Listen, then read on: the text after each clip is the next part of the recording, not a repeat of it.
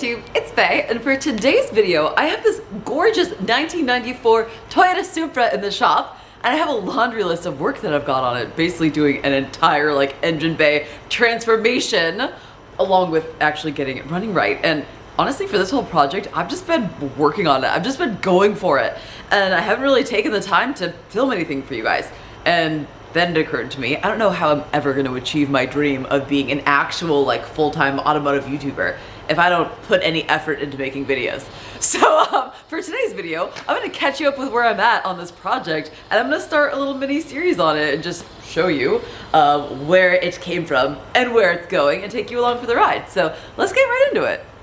Now, this car was nowhere near stock when it showed up to my shop, but I mean, that's to be expected, right? I don't think I've ever seen a stock Mk4 Supra. I think that's more rare than finding one modified to your particular taste. But in this case, this car had a super cool, like, old Gretty kit on it. It looks like it was built in the early 2000s and then was never updated. So due for an update, due for a refresh, but everything that I've pulled off this car has just been so neat. I feel like I've entered into like a little bit of a Supra time capsule. Now, the list of things that I'm doing to this car is so long that it's probably easier for me to tell you what I'm not doing rather than what I'm doing.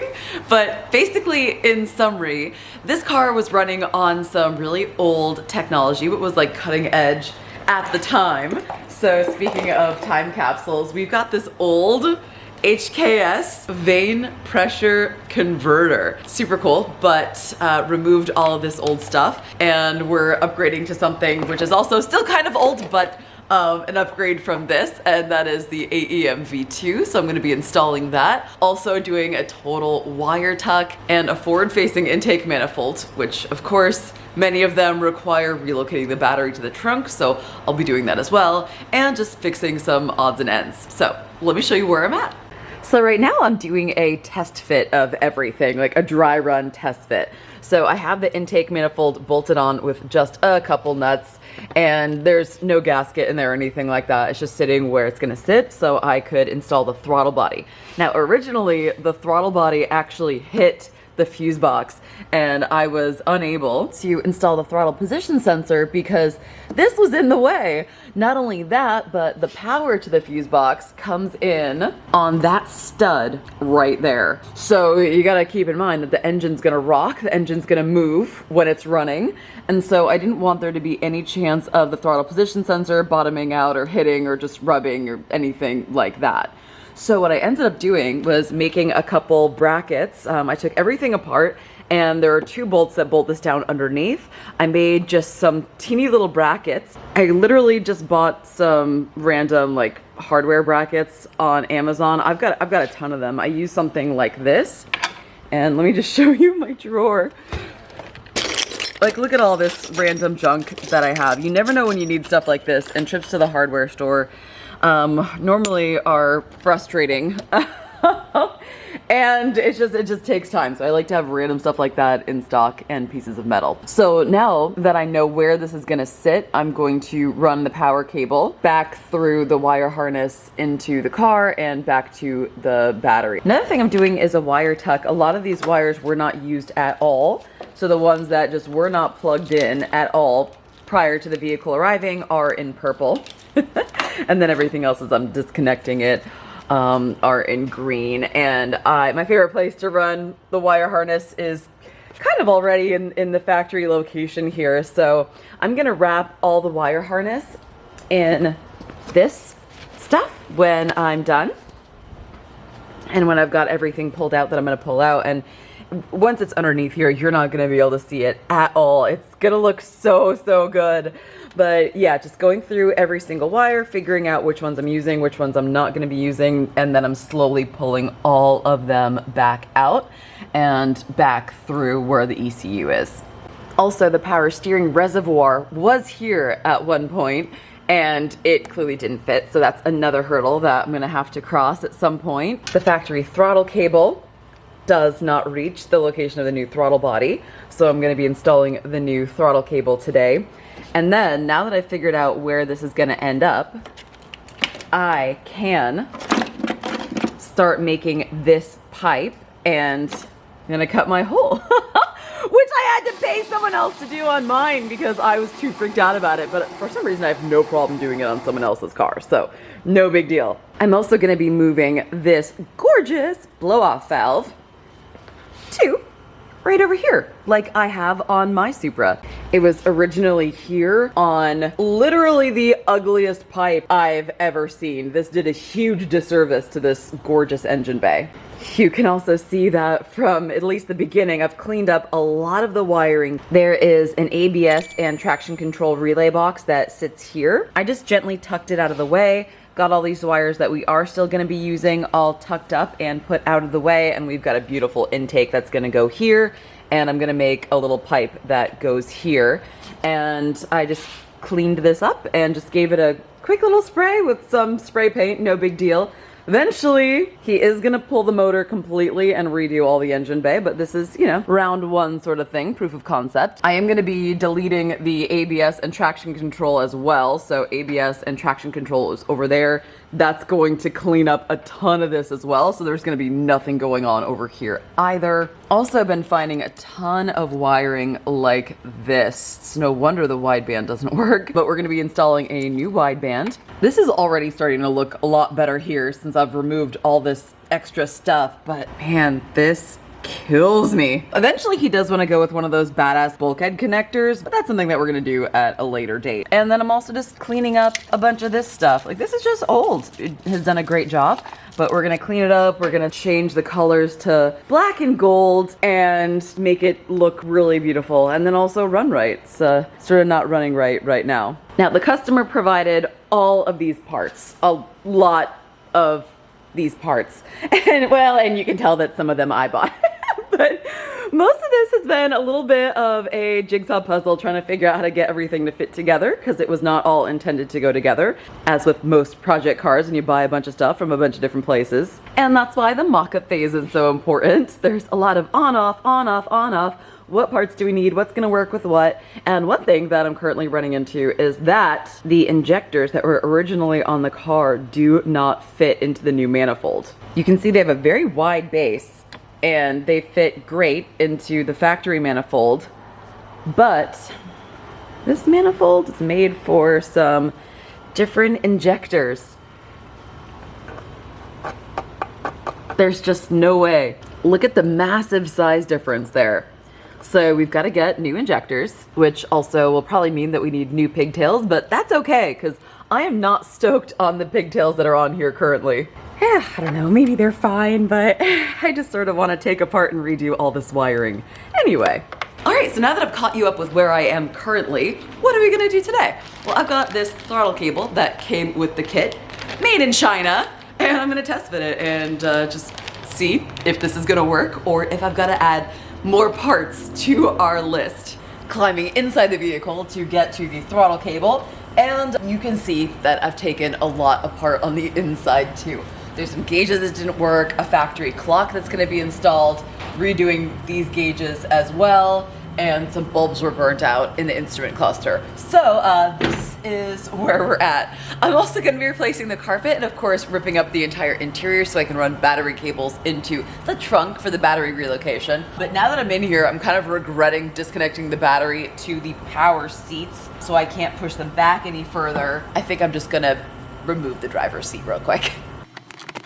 I don't think I've come across one fastener anywhere on this car that's not over torqued, like terribly over torqued.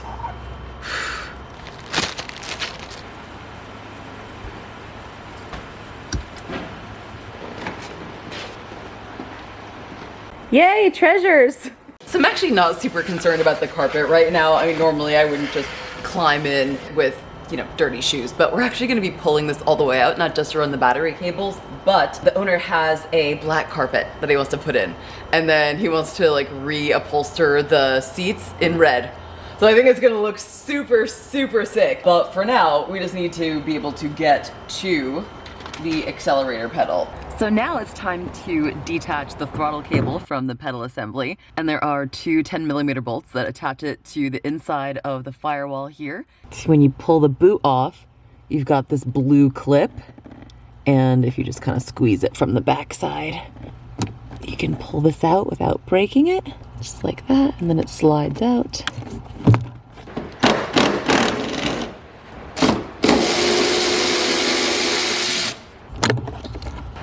Push that in. So here's the old and the new, starting out from their little pins, side by side. I think that's definitely gonna give us enough. That might even be too much, but there's some adjustability in here. All right, let's get this installed. Oh yeah, that's gonna be absolutely perfect. I don't know what I was expecting. Of course this Chinese piece does not fit. So I went ahead and put the OE bracket onto this just to line up the holes and see why the heck I couldn't install it. And the holes are like way off. So I'm just gonna widen the holes on this piece until it overlaps with the stock ones. This is to be expected. You save a little money on the Chinese piece, but then you end up like paying for it in the labor. But I'm probably not gonna charge him labor, let's be honest.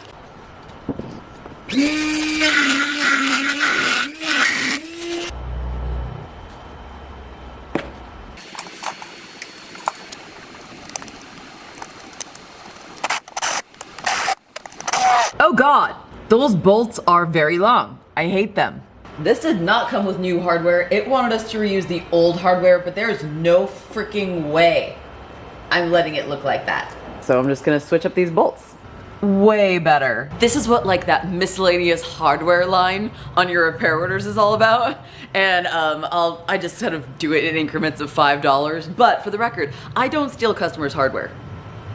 I will keep these and set them aside in a box of like extras, and then I'll use them later on in the project because there's nothing better than an OEM Toyota Bolt. Oh my gosh, plus these are gold, these are beautiful. I can see these going somewhere looking fantastic in here.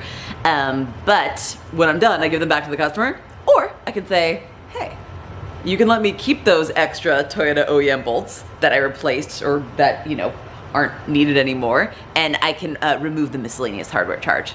So that's how I've sort of accumulated some of my Toyota Bolt collection. So how does the rest of it fit, you ask? Oh, frickin' terribly.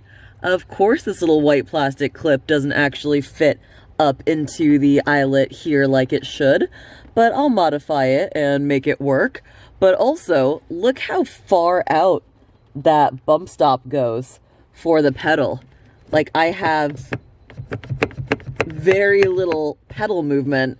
I wish this other piece, here's the original piece, and this is detachable on the OE, and you can see that this piece really doesn't come out that far. Unfortunately, this piece is integrated on the other one, so I have to use it, but I may end up chopping it and shortening it, but for right now, I'm going to see if I can bend it. Nope, could not bend it easily, so it is back out, and I mean, I honestly should have noticed, this is my fault. But even with being gapped off there a little bit, look at the difference in height there. So I'm just gonna have to cut and modify this thing. So I straightened it out, then bent it again, and I'm gonna test fit it before I drill a hole, cut the excess off, and put that little rubber bushing back in. Okay, I'm liking the height, but now it's too long. There's the shape, there's the hole, there's the rubber thingy in the hole. It's looking good. Let's try installing it for a fourth time now. Now you can see they're at an equal height and then also an equal amount out. Good Lord. All right, fifth time is the charm. It's installed. It fits great, at least underneath. And we've got the factory amount of pedal travel. So that's good. You won't notice the difference, hopefully. But there we go. Cheap Chinese. You save money, but do you really? That's why my friend Aaron at Drift Motion, whenever I ask him like, hey, what would you charge for installing XYZ? He's always like, think about the amount of time it will take and then triple it, and that's what you should charge. I did not do that in this case, so lesson learned. But anyway, let's finish installing the throttle cable, at least temporarily, onto the manifold. So we have the two adjustment nuts here that will go into this piece, which I'm considering powder coating black because it's so shiny. I'd like it to match. And then also there's two bolts on here. There are some slots so I can move this forward and back. So there is some play there. This is something I'm gonna have to figure out. So this is all one piece, unfortunately. The bracket that holds it into place and the actual pipe itself. So if I was to twist it in the direction that I want it, then it's not gonna sit. So we've got to get Drift Motion makes a piece for this, a bunch, I think Powerhouse Racing or something, whatever this this company does too.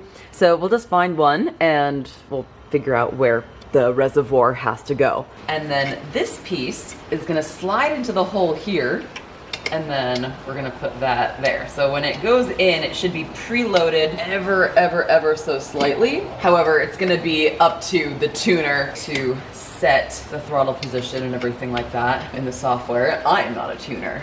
Yep, have some tension on it. Okay, so it's temporarily there. Now I'm gonna go inside and press the pedal down all the way to the floor, and let's see if it opens all the way. Okay, well, it felt great, but since I'm just one person, I'm gonna have to play that video back and watch it and make sure that I'm satisfied. All right, and here is Faye from the future to compare that video clip with how far it should open. And you can see that it should be completely perpendicular. All right, press the gas pedal all the way down.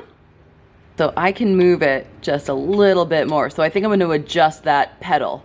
Thank you. He shows up to do carpentry things. I stick him in the Supra. But the next thing that I'm gonna do is use this hole saw. Can't wait. And I'm going to figure out exactly where to put the hole. Where I'm at right now is, this is not my choice, but I sent a progress pic to the customer and he said the washer fluid reservoir is ugly and get rid of it. I'm one for function. So that being said, my Supra does not have a washer fluid reservoir itself, but that was not by choice, but for a similar reason. So I'm gonna go ahead and remove that and we'll take a look and see what we need for piping.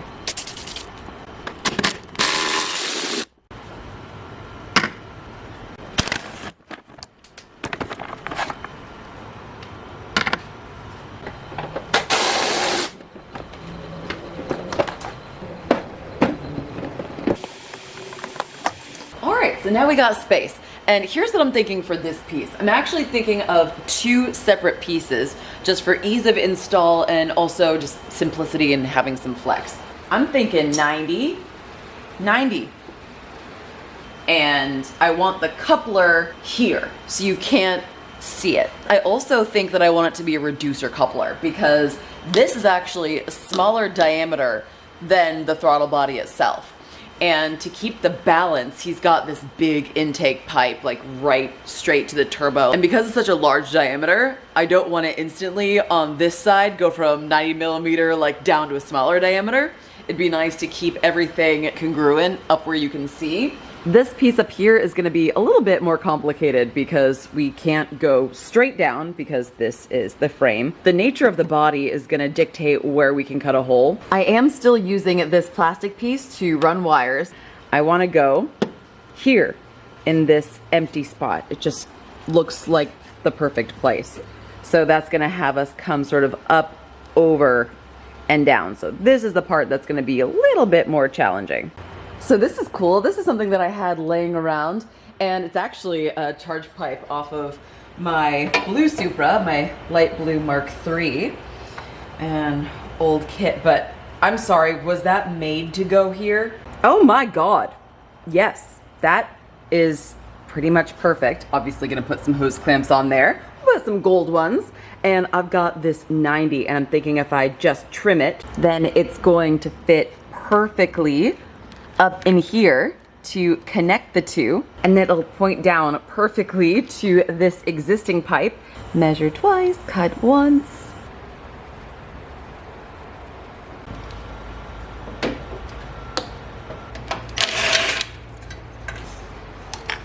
Wow, okay, was that meant to be?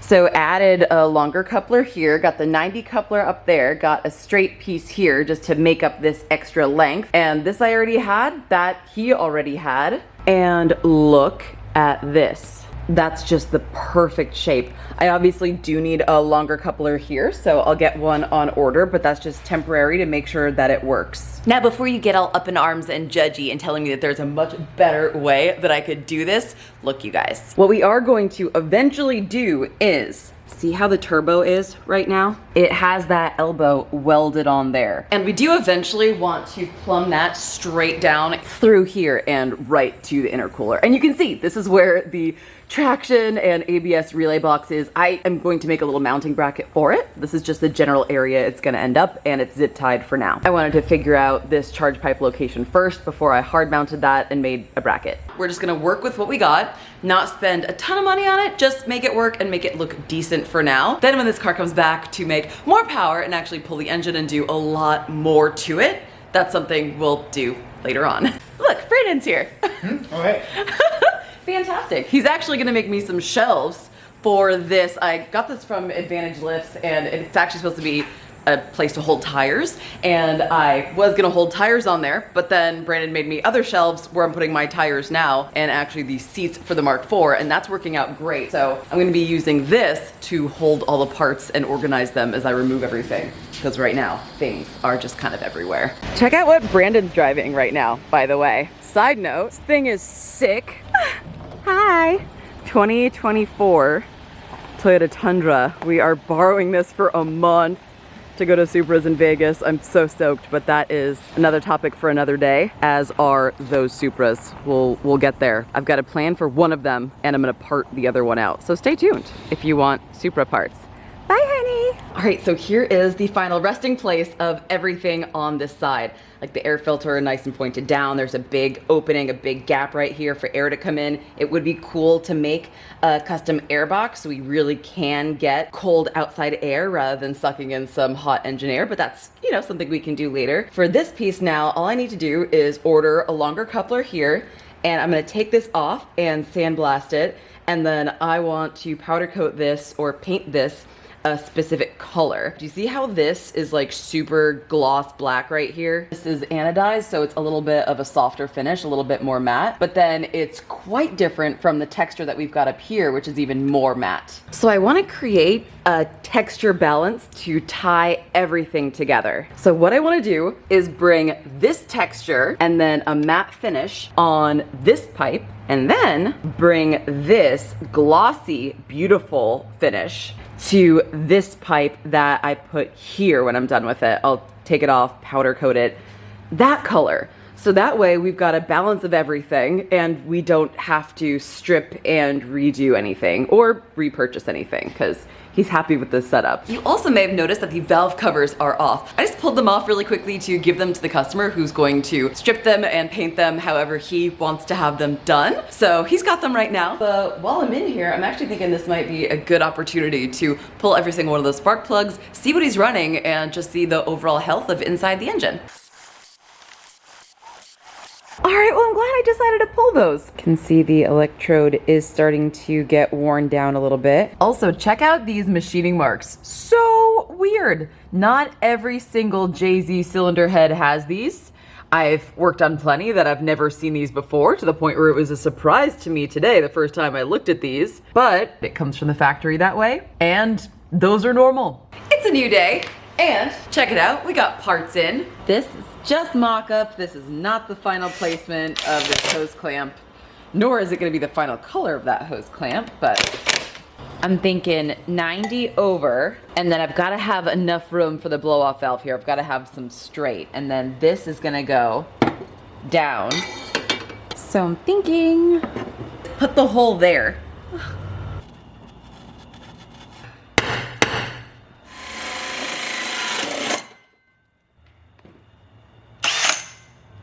I think that's enough for today, because as you might be able to tell, today is over. So thank you so much for watching. I hope that you enjoyed this video. And if you made it all the way to the end, amazing. Let me know in the comments what you think of this different style of video. Normally I do just basic automotive DIY tutorials with the clear start, step-by-step process, and then ending, and this is a little bit more nebulous, so definitely stay tuned for part 2, because as you can tell, I've got a lot more work to do on this Supra. Oh my gosh, wow, I can hold so much stuff now.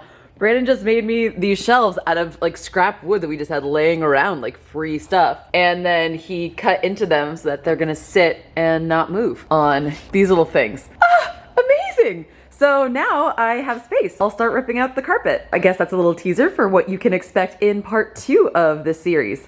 All right, bye for now.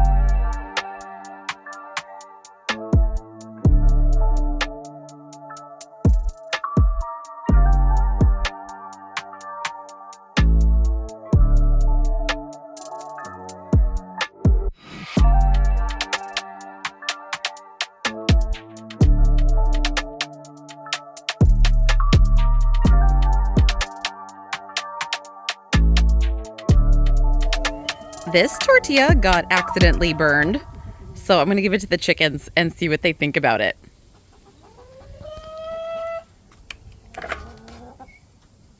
Hey guys.